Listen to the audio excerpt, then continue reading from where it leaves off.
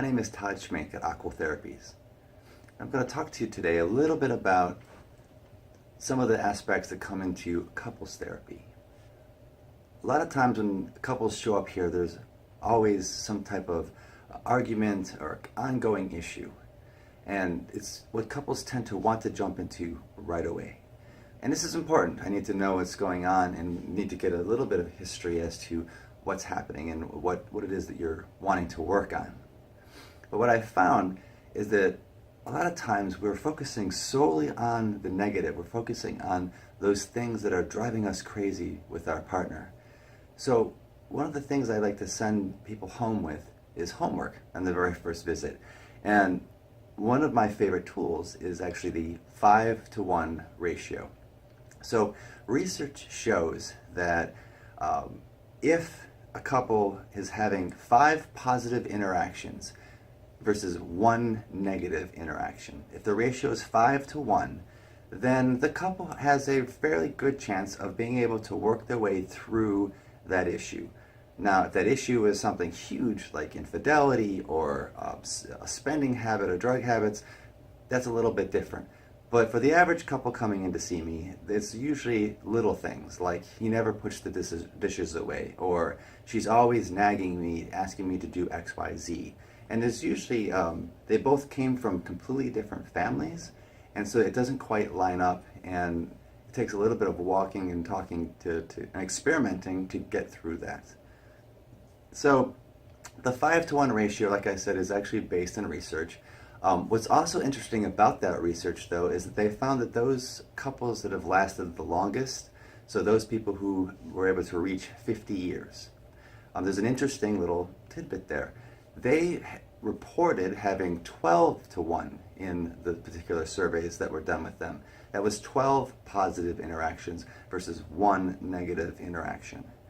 So what is a positive interaction even look like? Well, positives would be maybe there was coffee that was laid out, in the morning. One spouse left the coffee, had a note, coffee's ready, and left. That would be an obvious positive interaction. You come downstairs, you find a cup of coffee, you're happy. Wow, it made me feel great. Or maybe, the other one that people always think about is flowers or a gift out of the blue. For no particular reason, I was just thinking about you and I picked you this up on the way home. But they can be really little things too. They could be good morning, to the person when you actually see them versus two people kind of walking past each other in the hallway, not saying anything. Little tiny things. It could also just be having an arm around her while you're sitting watching television, or an arm around him while you're watching television, or on their leg, or somewhere in their space.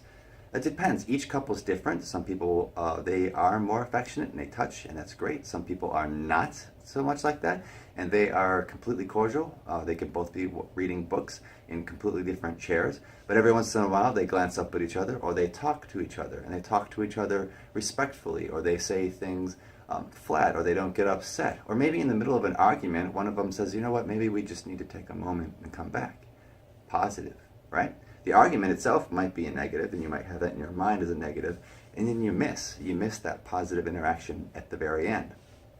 If you're astute and you're paying attention, you do go, hey, maybe they got a good point. Maybe we just need to take a moment and we can circle back around. Positive interactions, putting the dishes away, making sure the toilet seat is down, cleaning up after yourself, little tiny things.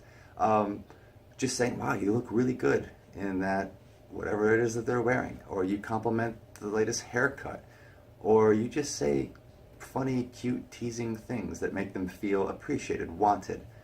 The negatives, I don't think I need to get too heavily into the negatives. Negatives can be anything from name calling to pointing something out that's critical. You always do this, or you always do that, or the sentence starts off with you versus an I statement. Also something that I work a lot with in couples counseling. Reframing the way you say what you say in such a way that doesn't come across as aggressive and therefore put up defenses with the other person. So just keep those things in mind. 5-to-1 is what we're looking for. But the beautiful thing about the 5-to-1 tool as well is that it makes you start to become more aware, mindful. Imagine that. Mindfulness is definitely one of the tools that I utilize inside of my working with individuals, inside of my practice. It helps us to be present right here, right now. So instead of thinking about what that person did or said or left behind in the past, always, and bringing it back constantly into the future over and over and over again, it makes it very difficult. If you imagine that this is that thing from the past, and you and I are now trying to have a conversation, it's in the way, always. It makes it very difficult to have a very open communication. So we want to be able to take this and just set it down for a second. So building the awareness, just utilizing this 5 to 1. And what I'll have couples do is they'll go home and they take little tally notes, so positive. They said hello to me in the morning. They left me coffee. They filled up the gas tank the night before. That would be a pretty big one.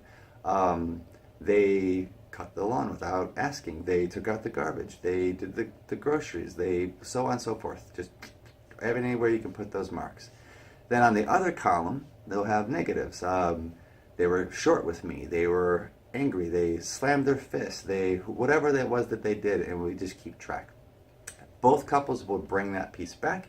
We can compare.